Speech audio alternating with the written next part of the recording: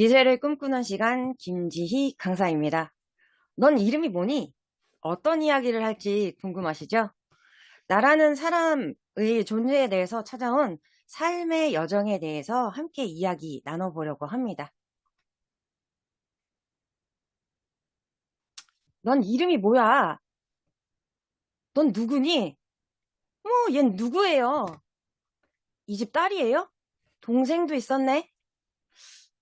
청소년 시절 정말 많이 들어왔던 질문이었어요. 도대체 왜 그랬을까요? 어린 시절로 돌아가 보도록 하겠습니다.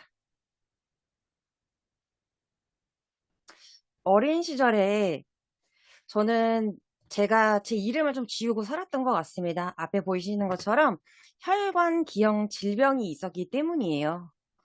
아직도 병명조차 너무 어려워서 알 수 없는 혈관 기형이라는 병이 오른쪽 다리에 있었습니다. 무릎 안쪽에 기형적으로 있는 혈관 때문에 노폐물이 막 쌓여서 팽창되는 형태였어요. 태어날 때는 없었다고 하는데 큰 점처럼 생겼다가 유치원 입학할 때쯤에는 너무 커져서 누구라도 이상하게 볼 정도로 커졌습니다.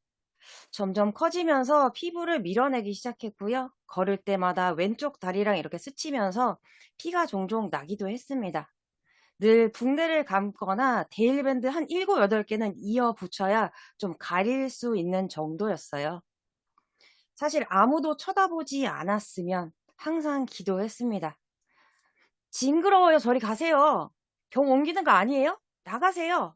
엄마, 쟤는 왜 저래? 이런 식으로 사람들의 시선이 느껴졌습니다. 수영장이나 목욕탕에는 갈 엄두도 못 냈어요. 병을 옮기는 게 아니냐며 쫓겨난 시간이 굉장히 많았었거든요. 그래서 누가 쳐다보기만 해도 징그럽다고 생각하겠지? 날 싫어하겠지? 내 옆에 오지 않겠지? 라는 생각으로 저는 제 자신을 숨겨버렸습니다. 병원에서도 어떻게 할 도리가 없다. 그러면은 결국 이게 더 커지기 전에 다리를 절단해야 한다라는 이야기를 초등학교 시절에 들었습니다. 그래서 나는 사람들이 계속 이렇게 싫어하는데 성인이 돼서는 다리도 없겠네. 난 어떡하지? 라는 생각을 하면서 저를 숨겨버리기 시작했습니다. 어린 시절에는 제가 제 스스로를 숨겼어요. 내가 이렇게 살아갈 수 있을까라는 생각이 너무 컸기 때문인데요. 학창 시절에는 제 주변 사람들이 저를 점점 지어나가기 시작했습니다. 그것은 저희 천재 언니 때문인데요. 저는 언니가 한 명 있습니다. 이미 IQ를 보면 많은 사람들이 압도를 당하더라고요. IQ가 146. 학교에서 수업만 잘 들어도 1등은 쉬워 보였습니다. 초등학교 땐 올백을 맞겠다고 상에 다리를 묶어서 공부를 하더라고요. 그래서 진짜 올백을 맞기도 했고요. 그렇게 중학교 다닐 때는 전교 1, 2등을 했습니다. 집안 분위기가 좋지 않은 날이 있었어요. 그때는 전교 2등. 굉장히 똑똑한 학생이라서 동네에서 언니를 모르는 사람이 없었습니다. 동네뿐만 아니라 지역에서. 학원들은 서로 언니를 데려가려고 했습니다. 그럼에도 불구하고 사람들이 저를 계속 안 좋게 보기 시작했습니다. 저는 초등학교 5학년 때 다른 학교로 전학을 갔어요. 그것은 엄마가 우리 작은 딸이 스트레스를 받겠구나. 그래서 초등학교 5학년 때부터는 언니와 다른 학교를 다녔음에도 불구하고 사람들이 땡땡 동생이라고 알더라고요. 중학교를 다르게 다녔는데 저희 중3 때 담임 선생님께서 저를 조회 시간에 앞으로 나와보라고 하셨어요. 그래서 앞으로 나갔는데 이유 없이 저를 때리셨습니다. 넌 언니랑 왜 이렇게 다르냐? 그렇게 살면 되겠냐? 라고 하면서 그냥 이유 없이 저를 때리셨어요. 친구들 앞에서. 억울하고 속상했던 기억이 있습니다. 언니가 얼마나 똑똑하냐면요. 경기과학고등학교, 그다음에 카이스트, 석사, 학사. 이러한 스펙 때문에 동생이 있었어요? 이 집에 동생도 있어? 야, 너는 뭐 하냐? 야, 이 집은 언니만 있어도 되겠다. 너는 뭐야? 라는 이야기를 끊임없이 단연간 듣습니다. 저 때는요, 아직 성적으로 고등학교를 진학하는 때여서요. 그럼에도 불구하고 저도 제가 살던 지역에서는 나름 유명한 학교에 입학을 하게 되었고요. 우수반에도 들어갔습니다. 하지만 그럼에도 불구하고 앞에 보이시는 저 워딩을 저는 끊임없이 들었습니다. 야, 그게 뭐야? 1번고잖아. 그런 학교에 있으면 대학이나 가냐? 라는 이야기를 들으며 고등학교 시절을 보냈습니다. 그렇게 주변 사람들이 끊임없이 저를 괴롭혔고요. 전 마음속으로 많은 것들을 포기해 버리기 시작했습니다. 나는 아무것도 하지 않을 거야. 라는 마음을 갖기 시작을 했습니다. 그러던 어느 날 학원 쉬는 시간이었어요. 모르는 번호로 전화가 왔는데 저는 아무 생각 없이 전화를 받았습니다. 여보세요? 아무런 대답이 들리지 않았어요. 그래서 저는 다시 한번 여보세요? 누구세요? 라고 물어봤습니다. 나지막하게 어떤 아주머니의 목소리가 들렸는데요. 이렇게 한마디 하십니다. 내가 네 엄마야. 그렇게 정적이 흐른 다음에 전화가 끊겼습니다. 저는 잠시 멍해 있다가 이런 생각이 들었어요. 그럴 줄 알았어. 그래서 그랬구나. 나는 왜 살고 있지? 라는 생각이 들었습니다. 그렇게 그날 이후로 저는 마음에 많은 것을 담은 채 성인이 되었습니다. 불과 7, 8년 전쯤이었을 거예요. 왜 그렇게 화가 났는지는 기억이 나지 않습니다. 하지만 저녁 식사를 준비하는 어머님 뒷모습에 화가 났는데요. 우리 큰딸이 좋아하는 반찬 해야지 라고 하시면서 계속 기분 좋게 식사를 차리던 모습이었어요. 그 한마디에 제 마음이 폭발해 버립니다.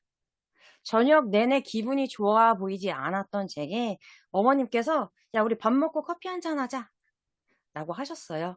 그래서 커피 한 잔을 나눠 마시면서 어머니께서 오늘 대체 왜 그래? 라고 한마디 하셨는데 제가 엄마 나는 안 보여 라고 소리를 지릅니다. 한순간에 감정이 밀려왔고요. 저는 울기 시작했습니다. 영문도 모르던 어머니께서는 안절부절하셨어요. 오랫동안 묵혀왔던 얘기를 저는 꺼내놓기 시작했습니다. 당황하신 어머니께서 야, 난 그런 적이 없어 라고 하시면서 저랑 계속 싸움이 이어졌어요. 하지만 제가 그칠 줄 모르고 울고 그칠 줄 모르고 계속 소리를 질렀습니다. 울음이 멈추지 않았고 어느 순간부터는 어머님께서 제 이야기를 들어주시기 시작했어요. 그렇게 저는 4시간 정도 혼자 계속 이야기를 했습니다. 내가 그동안 얼마나 힘들었고 얼마나 서러웠고 난 어떤 존재인가에 대해서 난 전혀 모르겠다. 나는 이 집에 왜 있는지 모르겠다. 왜 사는지 모르겠다. 기타 등등 4시간 동안 그동안 묵혀왔던 이야기를 합니다.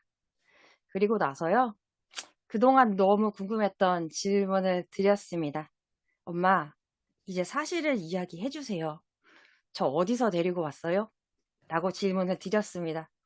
순간 정적이 흘렀어요. 눈물이 차오르던 어머니 눈을 보면서 대답을 들은 것 같았거든요. 아, 역시 진짜였구나. 어머니는 아무 말도 하지 않으신 채로 안방에 들어가셨습니다. 그러더니 작은 보따리 하나를 갖고 나오셨어요. 그 보따리를 천천히 열면서 물건을 하나씩 꺼내 놓으셨습니다. 너무 잘 포장돼 있어서 뭔지 도저히 알 수 없었어요. 뭐지? 근데 하나씩 꺼내면서 설명해 주셨어요. 너가 태어나서 배꼽을 달고 있었는데 그게 떨어졌을 때 그거를 엄마는 아직 간직하고 있어. 그래서 그거 풀어서 보여주시고요. 그다음에 어렸을 때 너가 썼던 베넷 저고리란다. 엄마는 아직도 이거를 너무 소중해. 너의 아기 때 냄새가 난다. 라고 하시면서 웃으면서 이렇게 또 펼쳐 보여주셨고요. 생리가 처음 시작했을 때 어머니께서 어떻게 싸서 버려야 되는지 차근차근 알려주셨었거든요. 엄마, 나 버렸어! 이렇게 하고 저는 아무 생각 없이 화장실에서 나왔는데 그때 어머니께서 몰래 들어가셔서 그걸 꺼내 오셨었나 봐요. 그거를 잘 밀폐하셔서 호일로 감싸서 갖고 계시더라고요.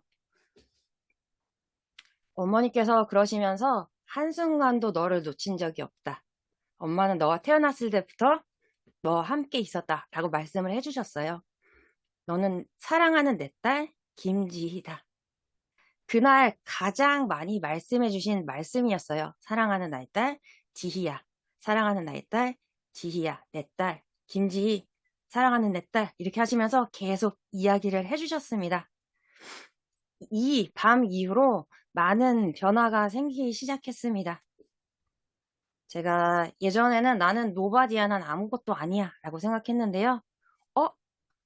나는 썸바디인가? 라는 생각이 들기 시작했어요. 사람들의 눈빛이, 사람들의 말이 더 이상 무섭게 보이지 않기 시작했습니다. 그렇게 저는 제 마음속에 저조차 잊고 지냈던 제 이름이 제 마음속에 들어오게 되었습니다.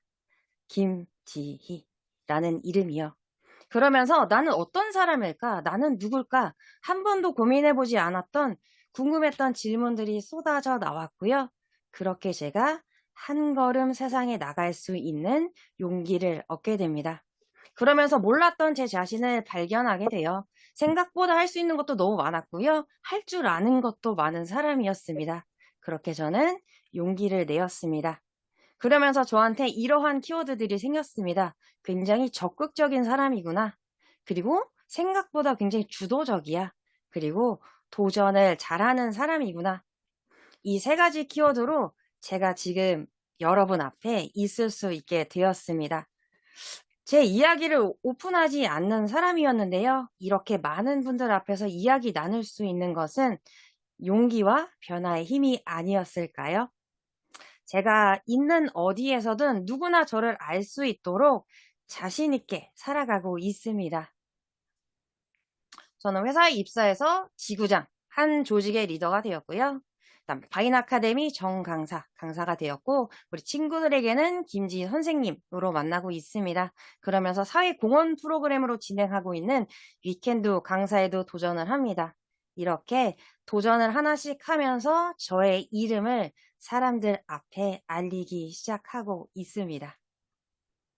또요, 솔로투어 전강사. 그동안은 제가 회사 안에서만 있었다라고 하면, 그럼 이제 조금 나아가 보자라고 해서, 이제는 학교 출강 강의도 맡고 있습니다.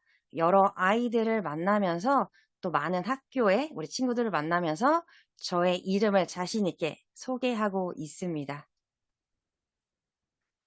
그리고요, 올해 만난 과정입니다. 가천대 명강사 최고의 과정.